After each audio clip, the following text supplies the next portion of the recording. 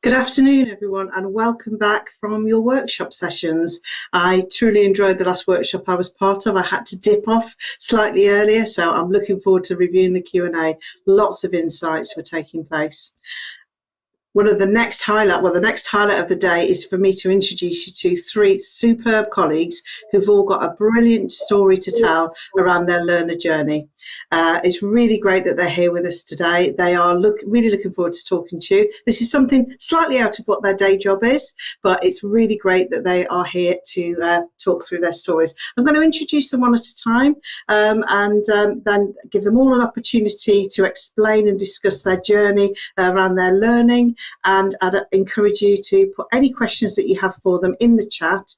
And if you can put their name next to them. They're going to be with us until about 20 past for their presentations. One of our colleagues, Michelle, she does have to disappear at that time. Her class needs to be let out. She's got a full-time job, lots of things going on in her world. So if there are any specific questions for Michelle, we'll make sure we get those to her and we can get responses back to you guys. So we've got today Naomi, Lewis and Michelle. I'm going to just introduce Naomi first and then give her a chance to bring her story to life. So Naomi worked for a company in Glasgow, and at the end of September they advised that they had no work and therefore had to let her go. So not the most positive of times probably for you, Naomi. But however, she was contacted by her learning provider who placed her on the apprenticeship transition programme, a joint programme developed by SCQF and SDS to allow apprentices to have their informal skills recognised. Brilliant opportunity and absolutely the right thing to do. And those SCQF partnership and SDS moved at pace to deliver that to support colleagues like Naomi. Naomi achieved a digital application apprenticeship at the beginning of November. Brilliant result, Naomi. And then completed ATP programme shortly afterwards. Naomi now has certificates and has secured a job working with the local council. Naomi, could you bring your story to life for us a little bit more, please? Yeah, so I started working for SSUK in November time of 2020. I was an administrator for them and I took part in the digital application support apprenticeship. I had to do it in the house, so for me that was quite challenging as well, not getting to meet the tutors and like other people taking part in the course. I thoroughly enjoyed it. I enjoyed all the courses like the PC Passport and stuff like that, learning to use Photoshop.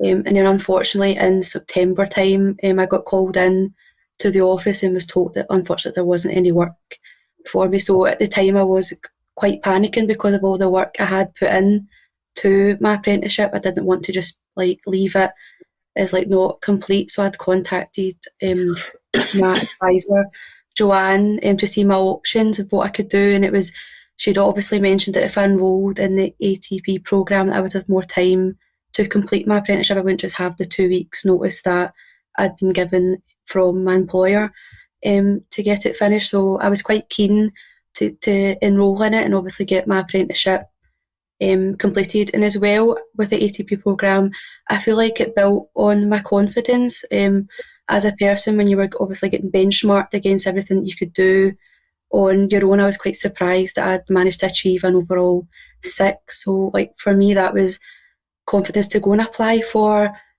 not saying my job wasn't like a good job, but better jobs that I could go and show that I can do like things on my own and whatnot. So I did, through that I managed to secure a job working for Renfrewshire Council, which I'm due to start in the next week or so. So looking forward to that. And they were really impressed that I'd done the apprenticeship and enrolled on the course as well. So it showed them that like I'm not the type of person just to give up. Like I got my apprenticeship done while all my feelings were all over the place. Like obviously getting made redundant, it wasn't a nice feeling at the time, but just soldiered on really and got everything done. Brilliant, Naomi. A really great story to tell, how in adversity, when things aren't going so well, with some sharp thinking from your training provider, some good connections in, and some really good groundwork that SCQF partnership and SDS put in place, it's gone from being a situation of, real challenge to really exciting times for you. I think it's great to hear how these really strong interventions have given a really good output for you. Really wish you luck next week when you start your new role. I'm sure there'll be some questions from the floor later on, but thank you for sharing your story with us today. It's brilliant to have you here. I'm going to move across to Lewis now. So Lewis came to Scotland from Spain in 2021, and after many years of working in the audiovisual and ICT sector, he's currently focusing on reshaping his career journey. So a lot of people during COVID and during lockdown have had that reflection, rethink, and what do I really want to do? Lewis is one of those. His main goal is to work in a role that allows him to pass on his skills and help others to develop theirs. He undertook the Skills Recognition Scotland programme in February 2022 and found it really helpful in terms of understanding the level of his learning and skills against SCQF. He's particularly interested in roles where he can work alongside young adults, empowering, guiding and helping them to achieve their personal and professional goals. Lewis, can you bring your story to life for us around your learning journey and how SCQF and the connections have supported you? Hello, everyone. Well, that was a very good introduction. So, as you said, I'm from Spain. I went to film school in Spain 15 years ago, and I studied digital post-production and film editing. And after that, I lived in the Netherlands, Germany. I've lived in Norway. So I've been in several countries in Europe. But in 2014, if I remember correctly, I came to Scotland just to take a look of the country, and I fell in love with it. So I decided that this was the place for me to settle. So a year ago, I came back with my partner. We live in Elgin right now. And I decided to change my career, as you mentioned before. So I applied for a degree in humanities. That's what I'm doing right now. But I remember one of the things that was a bit confusing when I came here, because in Germany, the Netherlands, Norway, you have programs that allow you to benchmark your skills and be part of the job structure in the country. And I couldn't see anything like that when I came here in 2014. I was surprised when I came back in 2021 and I found the Skills Recognition Scotland program that helped me to benchmark my skills and everything that I had done. Because I thought that this country needed something like that. That's the only thing that was missing, and I found it. Now I'm doing my degree, as I said before, and I've been benchmarked as level 10, which is something I wasn't expecting. And I'm expecting to combine both my previous experience plus this new qualification to get what I want, which is working for further education or working with young adults that need help in order to find their path in life. I can see already a big difference between 2014 when I tried to apply for jobs that I couldn't get, and now with my new accreditation, I can see how many new doors are being opened for me. I don't know if that. Brilliant. That's great, Lewis. That's great. I think you're a really great example of how the benchmarking process opens the doors, gives that clarity, really helped you as an individual to work out where you sit within the economy and the productivity and the roles that there are, and really helps you to know what the next step forward is, driving your career and driving your development. It's great, your aspirations that you have in mind. We're going to need lots of people like you to support our young people that have been through quite a challenging journey. So all power to you in your studies and your onward career. We'll open up for questions for you in a few moments, but thank you, Lewis, for sharing with us. I'm going to move now to Michelle. So Michelle was originally worked as a head of department in a local hotel, and after a life-changing illness, decided to change career direction. After undertaking an employability course at Dumfries and Galloway College, Michelle moved on to the health and social care courses and managed to secure a role at the college as Prince's Trust Programme support worker. Really, really valuable role supporting others to actually progress and understand. She undertook a number of courses at SCQF level 5 and 6 before gaining her HNC in social services at SCQF level 7 in June 2021. Congratulations, Michelle. You've really taken adversity and turned it into something amazing. If you could bring that to life a little more for us, that would be brilliant. Yeah, I was a head housekeeper in a hotel. I'd been doing it for years. It was Christmas time. It was crazy busy, as it would be in a hotel. And I started feeling ill, and I didn't get any better. And I was in and out of hospital for months until they ended up diagnosing me with ME after 6 months. Obviously, I couldn't carry on being a head housekeeper. I slowly got better, and I feel very blessed that I did, because it's a debilitating disease and it can make people bedridden for the rest of their lives. But I recovered slowly, and I decided I needed a change of career. I needed something that wasn't going to make me so exhausted.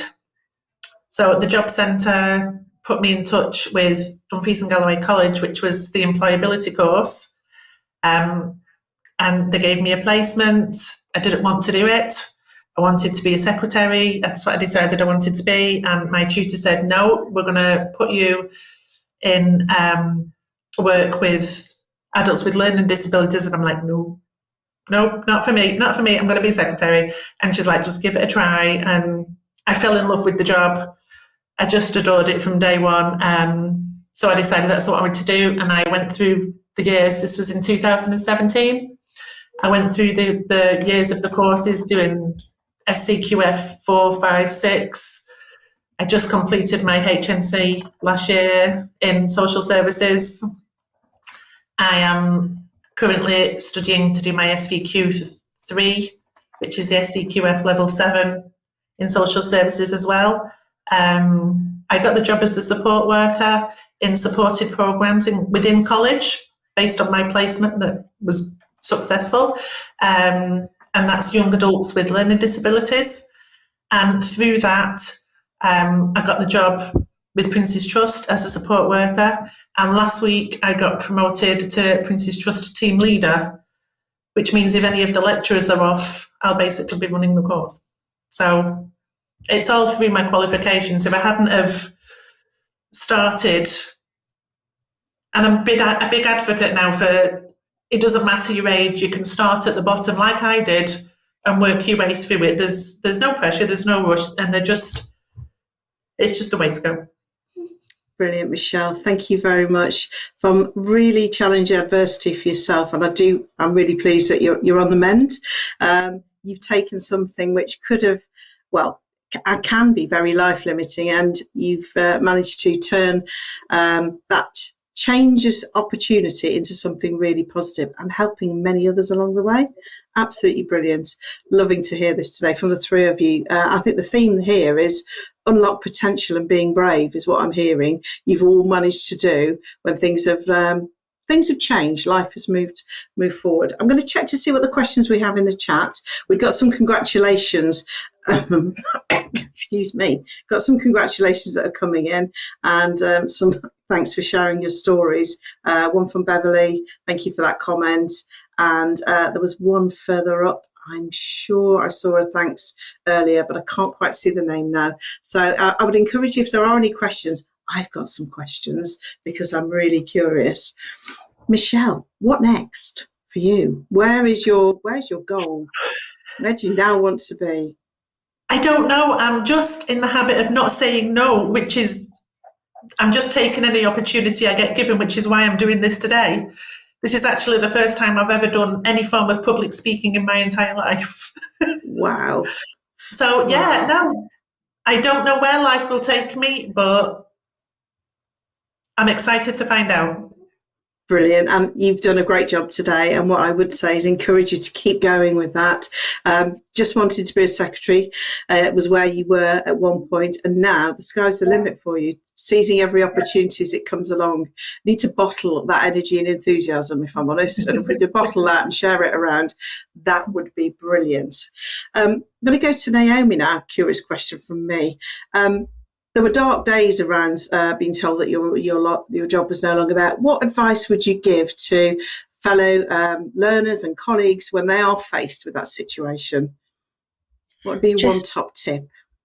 Like, just to be positive. Like, at the time, like, I wasn't that positive. I did come out in quite shock that it was happening, especially during like the pandemic, and most office places were working from home, and it was kind of like, oh, am I going to get something quickly, or am I going to have to wait a while? But just really remaining positive, and as Michelle said, taking every opportunity that comes to help you. So obviously with me it was the ATP programme, which helped me building confidence to be like, oh, it's not the end of the world, like there's going to be another job out there. And by me remaining positive, I've went and got myself a job with Renfrewshire Council, and that really is a job for life, that you could just keep working up in the council, up the ranks. So it's just really remaining positive and just getting on with it, really, and looking for the positives in every aspect of what you do.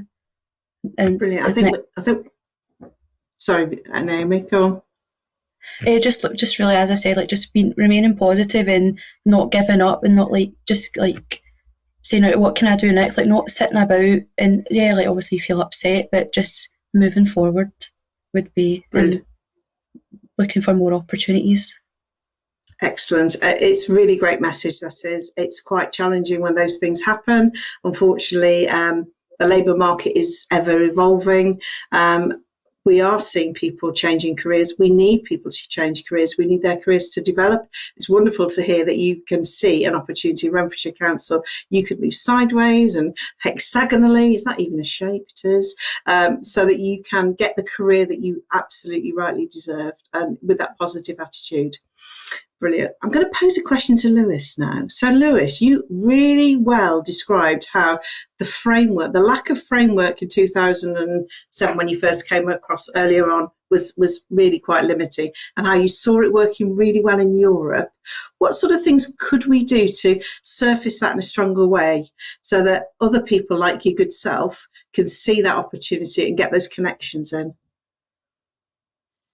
Well, I'm not an expert in education or anything like that, but visibility, I think, is important to make it visible for everybody. Yeah. Because I've met, as I said before, I've lived in different countries, and when I came here, I've met a lot of people with brilliant skills, but they know nothing about the opportunities the system can give them.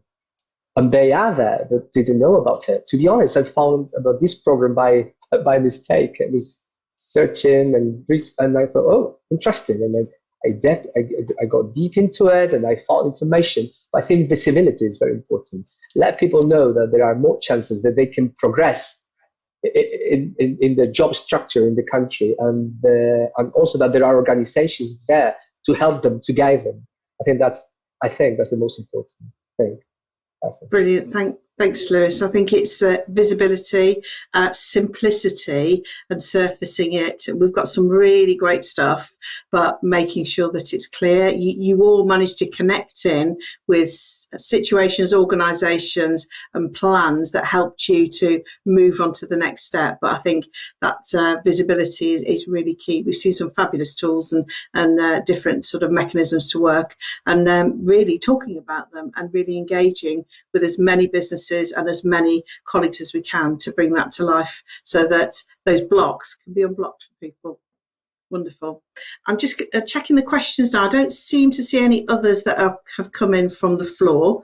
I've got some comments of positivity from people and about they've learned a lot and they found the sessions really useful, which is absolutely delightful to hear.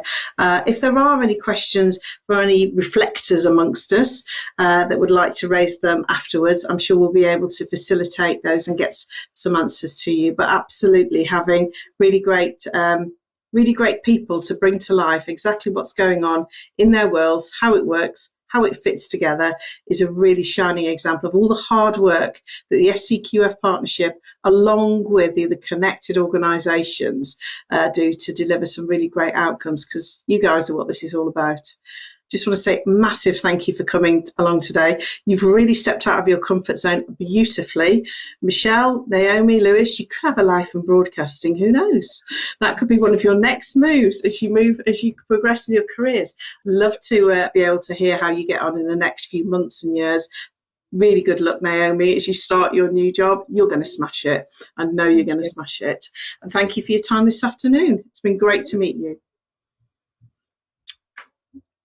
Okay, that unfortunately brings us to the end of the conference. I have to say, this morning, when we had a few slight tech challenges, Aileen and I were a little nervous about technology because we're professionals in the education space and not in the presentation space. However, colleagues online in the background have made this day as smooth as it can be. I want to give a massive thank you to our colleagues in the Tapestry Connection and the network. His name's Graham, and there's a lady called Sarah, that's who they really are, that have made this day run smoothly for us. We really, really hope you've enjoyed the day. I know I personally have. I've learned so much, and I'm immersed into the world of skills and education. I've been scribbling down so much, and I've got lots of new connections. I'm sure you have as well. All our contributors have been amazing, from our keynote speakers to our apprentices to the workshop sessions. They were so animated, the workshop sessions were. And we've obviously got the recordings that are going to be published so that you can listen back to them. I would recommend you take some time because there's a lot of brilliant stuff to unpick and then reform into something that is really going to be great actions for you. Graham and Sarah work for CDN. Really apologise for that, but it is Graham and Sarah that have made the magic happen and have really mopped our brows virtually over the last few hours. And I just want to say it's so refreshing working with colleagues in Scotland. I personally work across the 4 nations. I do hold Scotland up and everything that goes on in Scotland with the work I do in Saab and with the ag, and I know some of my ag colleagues are on the line, Apprenticeship Advisory Group. It's such a refreshing place to be. You get things done in the right way. And there's a lot of lessons learned across the 4 nations. And I talk about this quite openly as well, which probably upsets a few people in a few places, but let's not go there. You'll get an email. All of you that are online today will get an email link to evaluate the day. And I'd ask you to be as honest as you are all and really tell us what's on your mind so that any bills, any shaping can happen for the future. Really thank you for your participation and your involvement and for joining us on all of these sessions. And as I say, the presentations will be available for the SCQF website in the next few days once they've all been uploaded. That was the end of my closing remarks. I don't know if Aileen, I'm going to put her on the spot now. Final happy birthday to the SCQF, 21 years, that's amazing. Here's to the next 21 and beyond. Are there any closing remarks from your good self, Aileen? No, thanks so much, Ruth. I would just like to thank you for sticking with it today.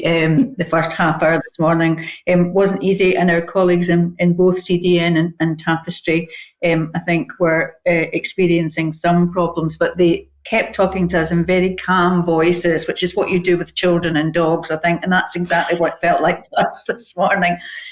But thank you so much for chairing. Thank you, as you said, to the contributors and presenters. I think we've had some really interesting sessions. I only managed to go into 2 of the workshops, but I'll want to listen to the others. And thanks finally to our sponsors who helped us get this event off the ground and make it available free of charge. So hopefully you've all found something from today that you'll take away and think, what we're going to do next, just like our learners did. Brilliant. Thanks, Aileen. And thank you for pulling together such a great agenda with you and your colleagues. It's worked really well.